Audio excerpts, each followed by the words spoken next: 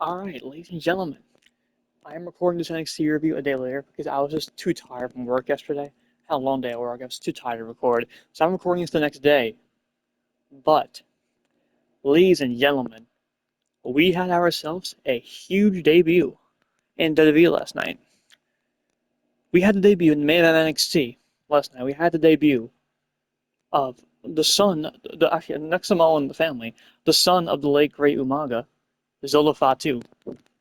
Now, before I even start this review from the beginning, I want to do a quick. I'm gonna tell you guys a quick little fun story about Zilla.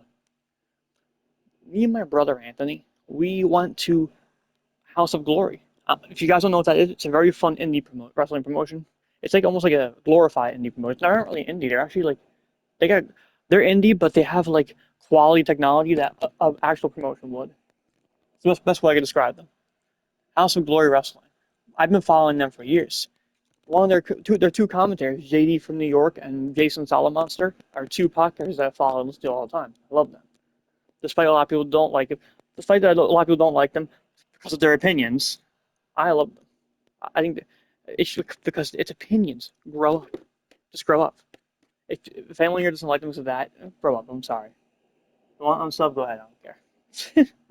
But anyway, Jason and JD are commentators on House of Glory. I've been following House of Glory for years. And Zilla Fatu, for so long, was one of their top, one of their top guys there. He's a two-time House of Glory Crown Jewel champion, which is their mid-card title over there. One of them, they have a cruiserweight title too. But he was the Crown Jewel champ two times. First reign was like I think like 2024, just to 2025. The second reign was most of this year and ending of last year, 2025 to 2026, and he recently lost the title at House of Glory High Intensity, their pay-per-view, the latest one last week. And fun fact, me and my brother Anthony were there. We saw him live. He lost the belt to Amazing Red. And after the match, Amazing Red wished him good luck. And now, not even 4 or 5 days later, he's on NXT. So not only did me and Anthony see him like a days before he came to WWE, we saw his last indie match ever. So I feel honored because I was part of history, basically. Like, we saw his last indie show ever. Not ever, but for now. We saw his last show before coming to WWE. So we got to see him just in time. I'm honored and privileged to have seen him live because now I'm high on him. He's incredible. He's very good. So I'm excited to see what he does here. I just wanted to give that fun little story to you guys real quick. This might be the longest intro I've done, but I don't care because it was a fun story. Now it's time to get to the review. This was NXT August 11th. I'm recording this next day, August 12th. A rare afternoon recording, 4:30 in the afternoon. I just don't feel like doing it tonight. Wanted to get done out of the way. So, let's get started. I don't believe I have Lizzie written download yet. I apologize, guys. Probably should, being that she's a rising star. But, we start the show. Well, we're supposed to start the show with a mixed tag team match of Shawn Spears and Lizzie Rain versus the Culling, Niko, Vance, and Izzy Dame. And, basically in the back, Lizzie Rain's getting ready, and there was no sign of Shawn Spears. He's just not here.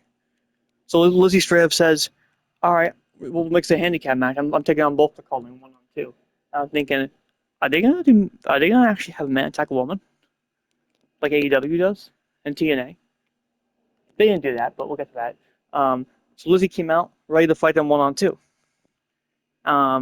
She basically, but Niko Vance didn't attack her at all because Izzy Dame just started the match and was destroying Lizzie from the beginning of it until EK Prosper enters. So basically, he takes in Shawn Spears' spot. EK Prosper's here to tag, and they officially start the mixed tag match. It's EK Prosper now. It's him and Lizzie Rain versus the Culling. Solid mixed tag match, honestly. There was this awesome chance because it was awesome. It was very fun. And at the end, EK Prosper and Lizzie Rain win. EK Prosper pinning Niko Vance. Solid stuff here. I enjoy this very much. What do we have next? Next, we get footage from last week of Miles. It's just all last week footage, this whole thing. The new tag team champions, Miles Bourne, who's also the North American champion, him and Tavion Heights, they get congratulated by the locker room on winning the tag team titles last week. Tavion says the whole division's underrated, and he and Miles are going to be fighting champs to show everyone what NXT has to offer. Anytime, anywhere, anybody, any place. They ain't turning any challenge down. So fun stuff. Then we get in the back. A trainer is checking on NXT Women's Champion Kendal Gray's ear because I know I'm sorry guys, last week I was too busy. I did not record NXT, but for those who don't know, last week on the show, Lola Vice had basically her final NXT match because she was saying goodbye after the show went air. She got her title rematch against Kendal, and Kendal retained and broke the Underground streak of Lola. NXT Underground. Do the NXT Underground title rematch. And Kendal retained. But in the match, she apparently busted her ear and, like, has a bandage over her ear. So she got injured in the match. But, yeah. But they did say it's not a major injury. She'll be cleared next week. She just had to not wrestle this week, that's all. Next week she'll be fine. Which is good. Good news. Then, back in commercial break, EK Prosper and Lizzie Rainer being interviewed in the back, and Prosper says Lizzie's stepping it up, and that's exactly what he's doing. Rain gets about 2 words out, and then Callie Armstrong comes in and says, that's enough. Grabs the mic, goes right to the ring. So Callie Armstrong has been pretty high on her. They've been pushing her pretty hard. I'm pretty high on her. She's pretty good. Callie Armstrong goes to the ring for the mic. She says Kendal Gray's going to come out here soon. She doesn't care about any of that. She just wants her title shot. Then Kalani Jordan enters. Kalani says, this isn't happening, and she doesn't care to hear what Callie has to say because she knows she's going to she knows she's going to say she deserves a title match, and based on what? Last time Kalani remembers, she pinned Callie Armstrong on that triple threat, and whether the ref saw it or not, Callie doesn't have to get to the back of the line, but she damn sure needs to get behind Kalani. Then Kendal Gray comes out with her partner and Speed Women's Champion Wren Sinclair. Kendall's holding a contract on a clipboard. Kendal says Kalani has been saying the same thing over and over for months, and they're sick and tired of hearing her complain. Kalani says that everything she's said has been true, but Kendal points out that when Kalani was in the underground, she got her ass knocked out. But she knew Kalani was going to come down here and run her mouth, so Kendal went to NXT GM Robert Stone, got her exactly what she wants, so she doesn't have to complain anymore. No number 1 contender match, no tournaments. All Kalani has to do is pick a time and place. Callie asks when her shots get beat, and Kendal says it'll be after Kalani's. So Kalani's first, Callie's next. Kalani says since Kendal isn't cleared this week, maybe next week, but she doesn't want to waste her title match on these fans in Orlando, so let's do an NXT Heatwave. A brawl breaks out. Callie decks Kendal, and then Callie and Kalani square each other up. So it's official. We got our first official match for NXT Heatwave in 2 weeks. Kendal Gray will be defending the NXT Women's Championship against Kalani Gordon on that show, which is their next premium live event for NXT. Then Cruz Montana is talking about his number 1 contender match in the back of Robert Stone when Keanu Carver comes in. Keanu complains about new guys getting matches. Stone asks him to not, and Keanu stops and looks Cruz up and down, wishes him luck. Yeah, that's really it. Next match, I'm sorry I don't have any Dark State downloads, so there's no speculation, no spectating continues. The Dion Lennox Saquon Shugars rematch from Great American Bash. This is our rematch. Saquon won the first match at Great American Bash, and this one, Dion won. Now they're 1-1, which I'm going to predict they have one more third tiebreaker match at Heatwave of some kind of stipulation. Saquon was defeated. That's that prediction. But the Dark State takes advantage in the match, and Dion wins because of distractions. Post-match, they beat Shugars down, do a toss and triple powerbomb on him, and that was that. Then in Robert Stone's office, by the way, guys, I apologize for going so fast. It's just been a rough day. In Robert Stone's office, he's chatting up AAA GM Rey Mysterio on the phone. He says he has the tournament for AAA title to challenge Roman Reigns going. He wants to figure out what the next step for the AAA NXT relationship is. Stone asks if Rey Fenix can defend his AAA Cruiserweight Championship, and Rey agrees. So they talk about setting up a match. Next week's going to be a number 1 contender fatal 4-way match, and the winner of that match challenges Rey Fenix for the AAA Cruiserweight title the week after on NXT. And Rey Mysterio says he wants EK Prosper and LA Parka in there.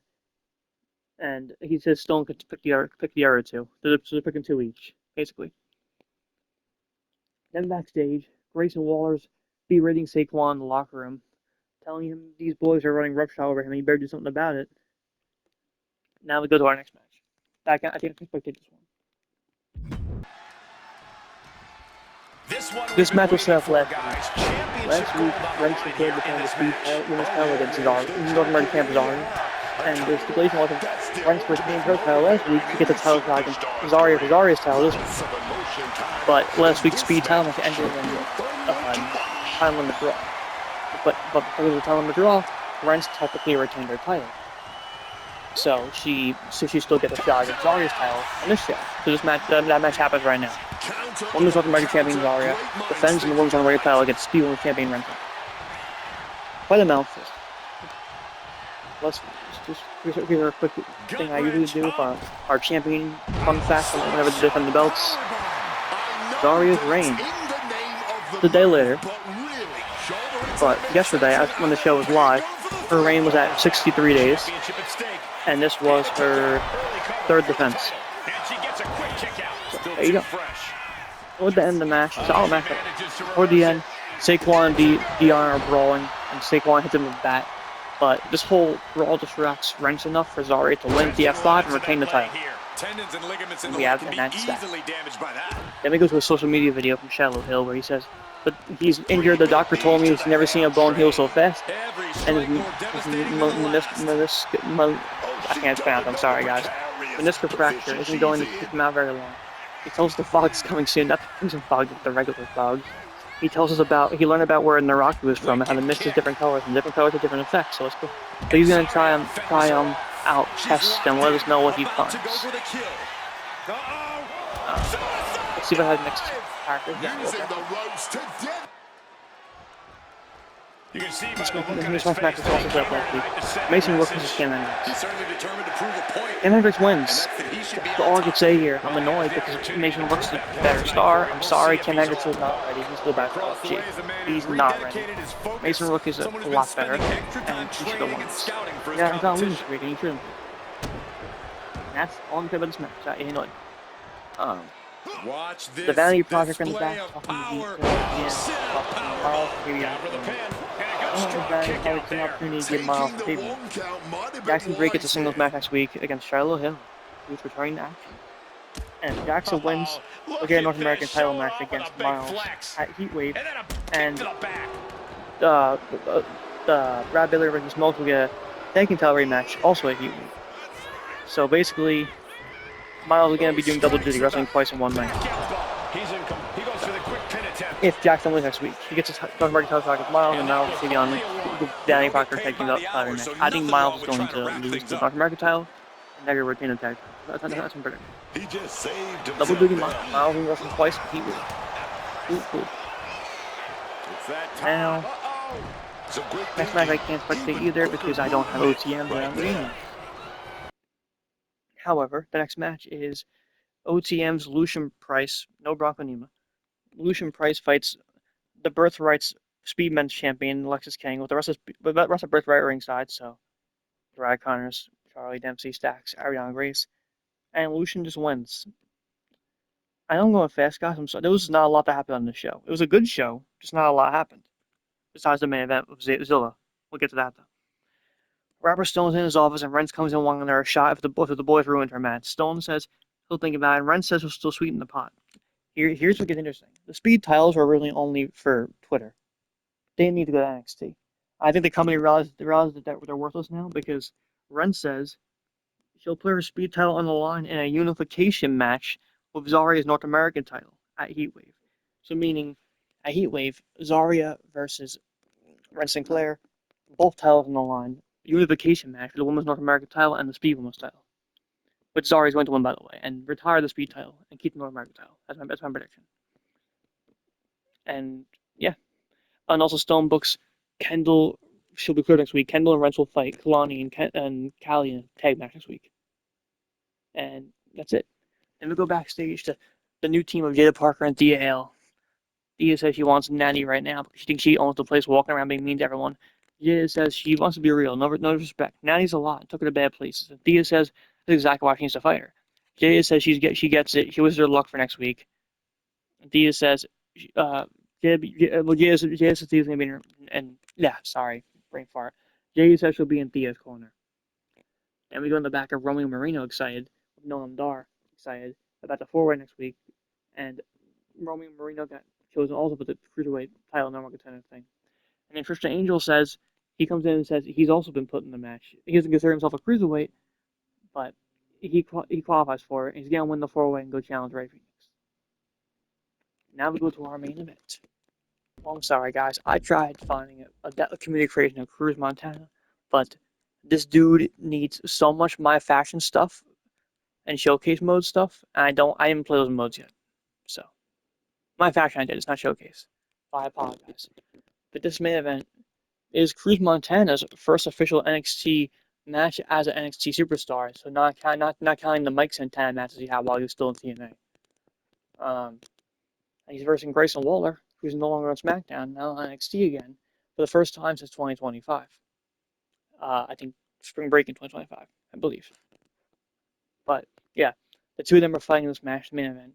It's an NXT Championship No Longer Terror match, and the winner challenges the NXT Champion Tony D'Angelo at NXT Heatwave, and Tony's on commentary as well during this. Um, Pretty fun match. These two both were really good. Tony was fun on commentary as well, and basically toward the end of the match, Zilla Fatu comes out of nowhere and attacks Cruz Montana, making it a no contest. No one wins. And then he beats up Grayson Waller as well, and then stares down Tony D'Angelo, and the show goes off the air. The crowd going nuts with a huge pop, and it was awesome. Love this ending angle. I have a feeling this is going to lead to a fatal four-way match at Heatwave. Tony defends against Cruz, Grayson, and Zilla, and I think Zilla's going to win. My early prediction is Zilla wins the match. So we actually got a lot of matches official for Heatwave, which is good. It's 2 weeks away. We should start adding matches to the card now. But yeah, fun main event, great ending angle.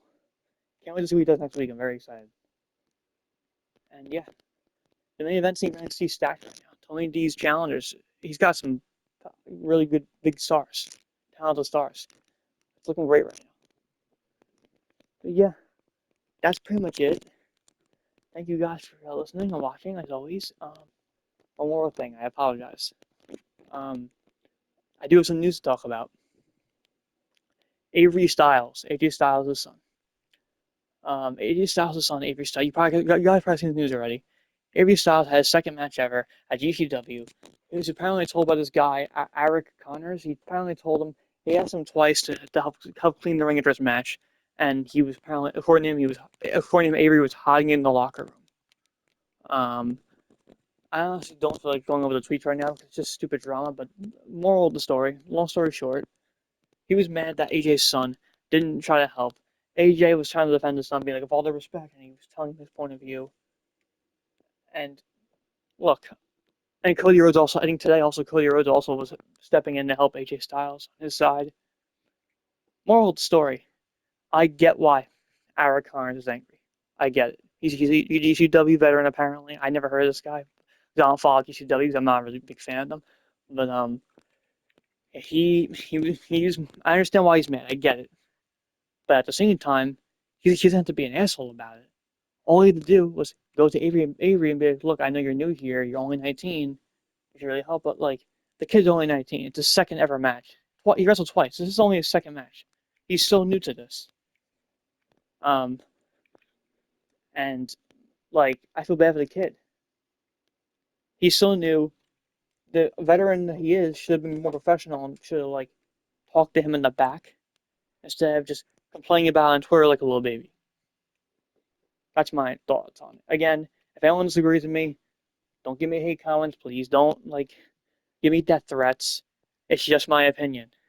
It's called an opinion. I'm not saying Eric's wrong, Avery's right. I'm not saying anyone's wrong or right. It's my opinion. This is how I feel. Now we're actually done. That's all I wanted to say. See you guys on Friday. Peace.